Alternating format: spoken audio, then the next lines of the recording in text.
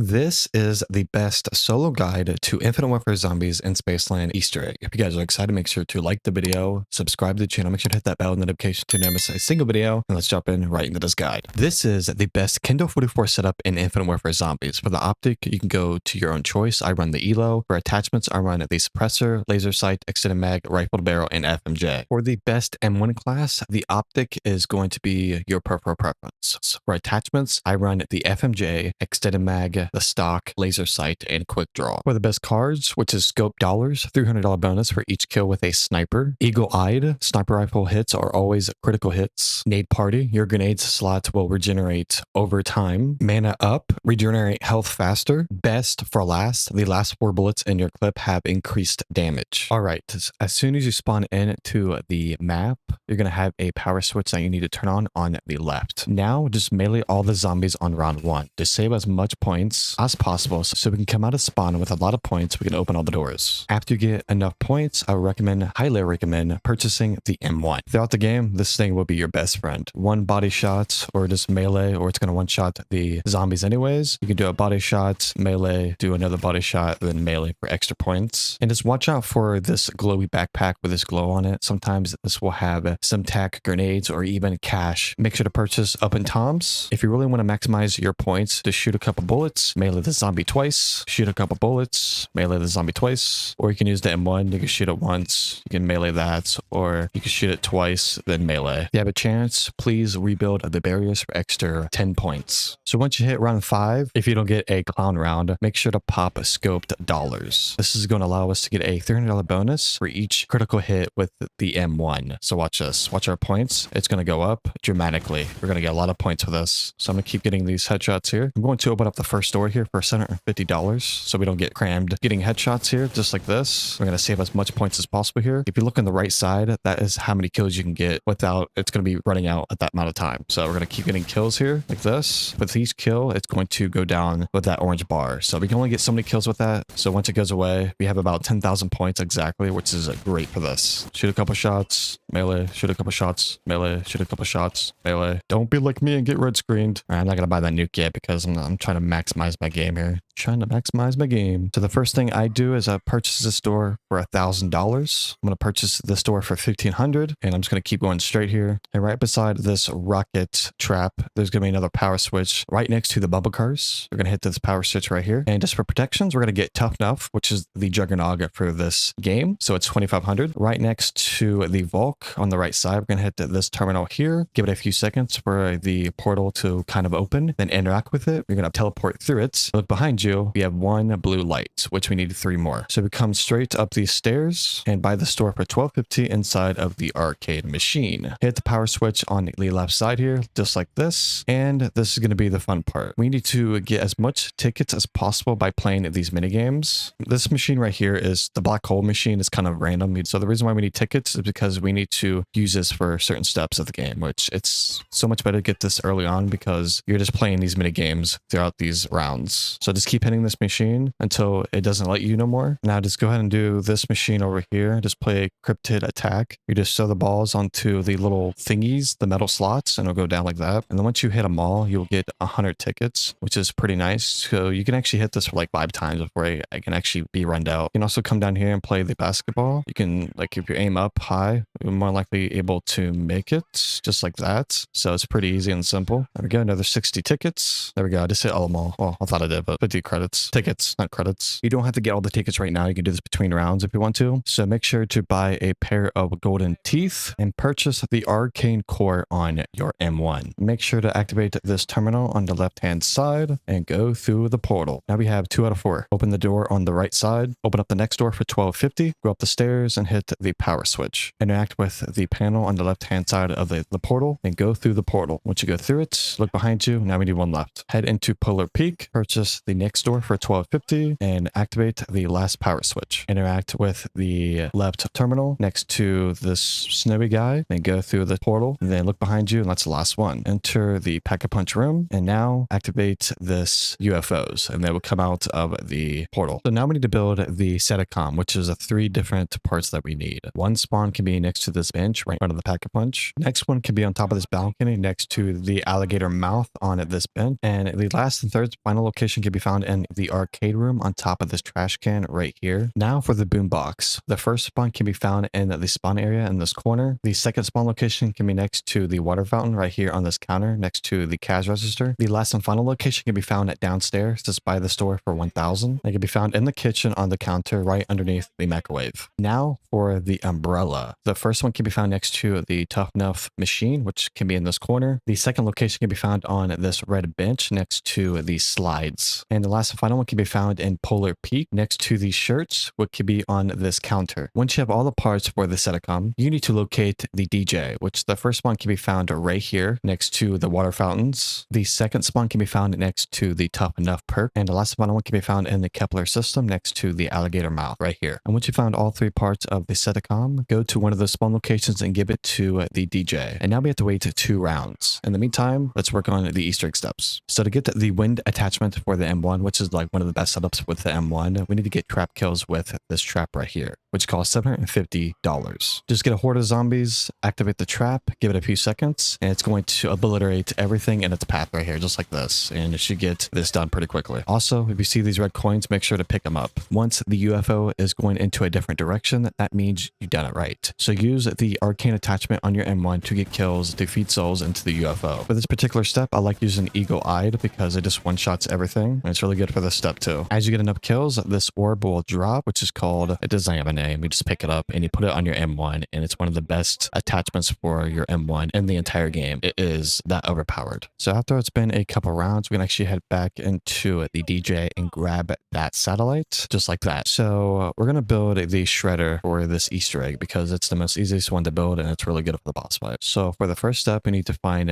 red coins, which can be found by just killing zombies. And you need to put 3 red coins inside of this machine and the Kepler system. For the second part for the shredder, you just need to head into the water fountain area and you will see this boat on the water that's kind of just floating underneath this bridge. And once it comes by, you're going to see the specific item behind it. We need to shoot that item. It can be very tricky. And once you have shot in it, go into the water fountain area and it'll be squirting out into these squirting devices. Once it pops out, just take the part, and there we go. We have the first part of the shredder. Next step, once the brute has spawned in, make sure you keep a distance from him because he will kind of melt you from his range attacks. Come over here onto the alligator's mouth. Right, go ahead underneath alligator's mouth, time it, stay here for a second. It's going to get squashed on it. It's going to break the teeth, put the teeth on the alligator mouth, and now the golden teeth are on the alligator's mouth. Now we need to take out the brute because this guy's going to be a pain in the ass later on. So watch how fast it melts this guy. Let's do some damage here. There we go. Damage, damage, damage, damage, damage. Damage. Please die. More damage, more damage, more damage. He should be dead any second now. Keep doing damage, keep doing damage, keep doing damage, keep doing damage, keep doing damage. Please die. Do the damage. Damage. Is he not dead yet? Should be just a couple more shots here. He should be dead. Please die. Die. Damage, damage, damage, damage. There we go. He's dead. Finally. All right. For this next step, we need to gather as much zombies as possible. And we're going to head into this trap over here next to the Kepler system. Activate this trap and just kind of sit next to it until it activates. And it's going to kind of suck in all the zombies around us. Once you get all the zombies to get sucked into it, and once you get enough kills, the alien ship will kind of go into a different direction. So I'm going to pack a punch my pistol here. Purchase the arcane core for your pistol. Now we just need to get zombie kills next to the UFO. Here's our last red coin here. Let's go ahead and pick that up. Let's go ahead and place the last red coin inside of the machine to get our second part, just like that. As you get enough kills, it's going to drop this orb. Pick it up. Now use our pistol that has the equipped attachment that we just picked up and shoot the right piece on the alligator mouths. And we need to trick the alligator from chomping down his teeth here. Once he closes his mouth, run into it and grab the last piece for the shredder. I highly recommend purchasing a mule kick. Now we need to come all the way downstairs and place the parts on the shredder poster board. Place each individual part just like this. And once you have all the parts placed, you can pick it up. And here we go. We have the shredder, which is a pretty solid weapon here. And it kind of shreds them, as it says in its name. Yeah, I just love the look of it. It's like red and black. It's such a good combination of colors. There we go. Max ammo. I mean, the gun overall, the wonder weapon, the shredder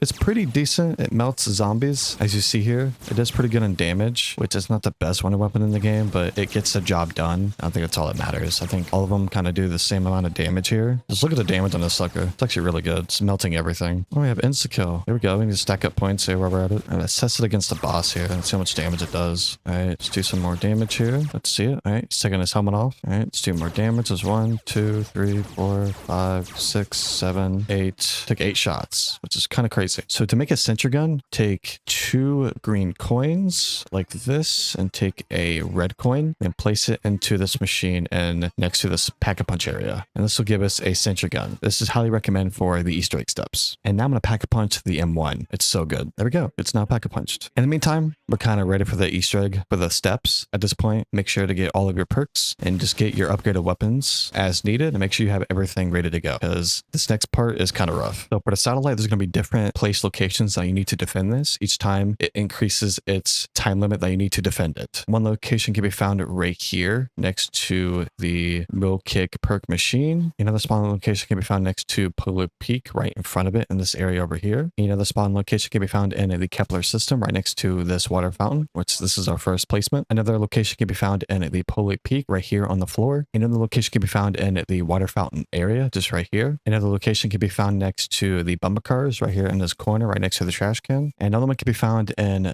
this kitchen here next to Racing Stripes in this room on the floor. So just find your first location, place the satellite, and now we need to defend it for 60 seconds. I recommend throwing the gas grenade, activating the Nate party so it regenerates over time, and just using your pistol and just go ham. Throw the gas grenades and just spam your pistols here. Do as much damage as possible. And make sure you have bomb stompers before you use this weapon because it can kill you from explosive damage. Once you have completed it, it'll kind of set off a nuke and you'll get a max ammo. And now you can pick up the satellite once again. Progress into the next round. Place the second part down. Set up your sentry gun, whatever the best choice you think it is. And then the sentry gun will kind of defend this room, whatever location you're at, and just use your explosive pistol and just keep going ham. Do have to defend this for 80 seconds. Seems quite a long time, but once you get the hang of it, it should be quite easy. Sentry gun will help you defend this satellite. All right, 5 more seconds, couple more seconds. We got it.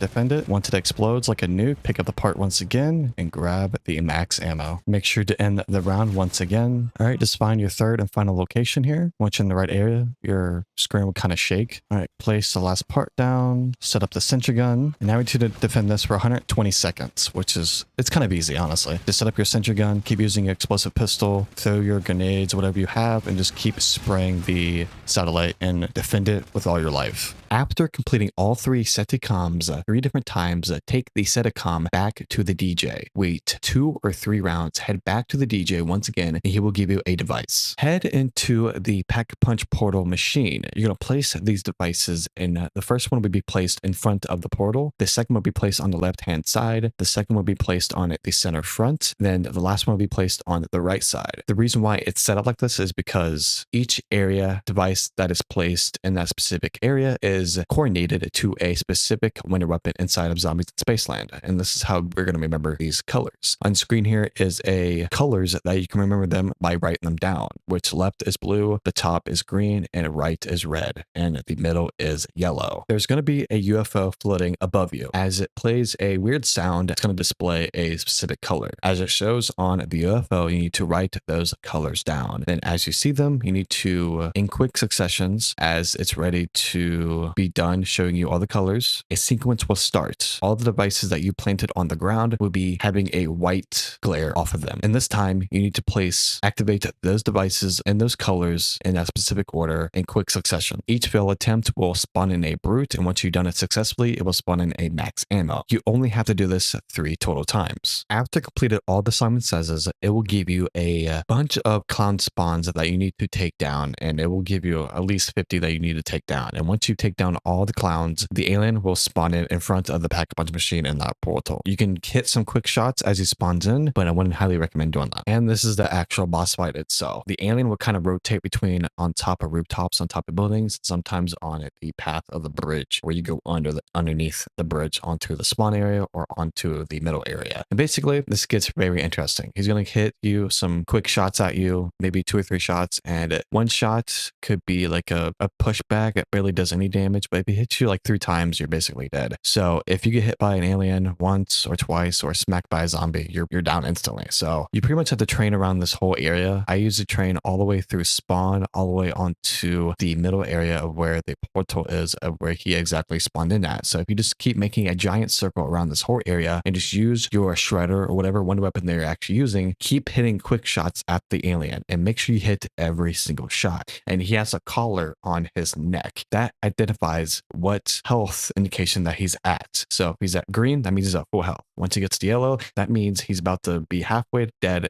onto red. And once he completely turns red and he kind of sits there for a second, he's going to create this kind of yellow bubble. And once you've done that, you need to clear out everything around him because he's going to spawn in zombies. And once he is completely down, you can go into his bubble and kind of knife his back, and that will like burst his bubble basically. And you need to repeat this one more time. And it's kind of repeating the same cycle. You repeat the same thing that you did for the first phase. Just keep running around in circles, hit some quick shots in, and then once he gets down, you hit him, smack him in the back, and he will kind of break that bubble. And once you have two of those phases down, the last one is just basically doing damage. Just keep doing damage. As he's green, that means he's full health. Once it hits yellow, you're about to hit the red. So just keep doing damage. And once you hit red, that means he's about to die. So once he hits red, do not panic. Just keep getting those few shots in and make sure you stay alive. And once he dies, you pretty much get the XP and you complete it. And that's not all. After he dies, go in front of the portal where he exactly spawned in at the pack-a-punch machine, which is in front of it, and pick up the battery. That's some couple parts it gives you. Go back into the pack-a-punch machine and you can now pack-a-punch your wonder weapon. And once you have done that correctly, come back out, come into the spawn area, and you're going to see this kind of horseshoe underpass. You need to use your wonder weapon and shoot every little blue laser on this little overhood. And once you've done it correctly, once you've shot it, once the UFO is above the pack-a-punch, the lasers will destroy the UFO onto the polar peak. It's going to obliterate and explode right in front of your eyes. And once you have completed that, that means you have, after you're done with that, you just pick up the key in front of the pack-a-punch machine, and there you go. You have successfully defeated the alien and zombies in Spaceland and Infinite Warfare Zombies. Thanks for watching.